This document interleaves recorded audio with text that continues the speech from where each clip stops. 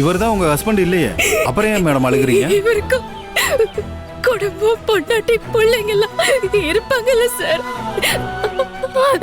அது நினைச்சாதான் சார் அழுகை என்னால கண்ட்ரோல் பண்ண முடியல. சாரி மேடம், பர்ஸ் இங்க கிடைச்சதுனால உங்களுக்கு ஃபோன் பண்ணி தொந்தரவு பண்ற மாதிரி ஆயிடுச்சு. உங்க ஹஸ்பண்டோட பர்ஸும் சட்டையும் இங்க எப்படி வந்துச்சுன்னு தெரியல. அதை யார் கொண்டு வந்து போட்டாங்கன்னு நான் விசாரிச்சு குற்றவாளியை கண்டுபிடிக்கிறேன் மேடம். எதுக்கும் நீங்க ஸ்டேஷனுக்கு வந்து ஒரு கம்ப்ளைண்ட் கொடுங்க மேடம். சரிங்க சார். சரி மேடம். யோ, எல்லா ஃபார்மாலிட்டிஸையும் சீக்கிரமா முடிங்க. Okay sir. மேடம், நீங்க இங்கிருந்து தனியா போயிருவீங்கல்ல? ஒன்றும் பயம் இல்லையே? அதெல்லாம் இல்ல சார். என் ஹஸ்பண்ட் நல்லபடியா காப்பாத்துறதுக்காக இந்த ஃபாரஸ்ட் மட்டும் இல்ல, இதை விட 1000 மடங்கு பெரிய ஃபாரஸ்டுக்கு போக கூட நான் தயார். எனக்கு என் ஹஸ்பண்ட் மட்டும் நல்லபடியா கிடைக்கணும். நான் வரேன் சார்.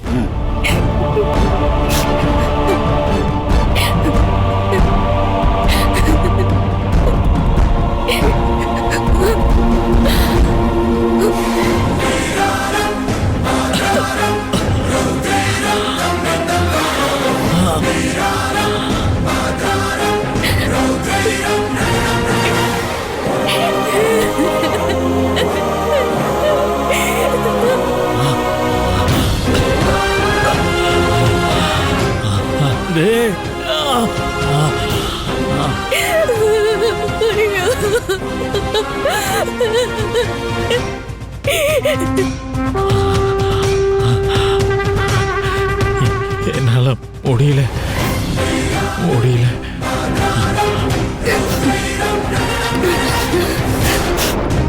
முடியாது, என்னை யாராலையும் தொட முடியாது.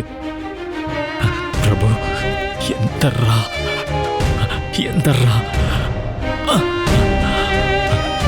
ஒரு நாள் பூரா உன்னை பார்க்காம ஆதர் துடிச்சு போயிருப்பா. அவன் முன்னாடி போய் நிக்கணும்.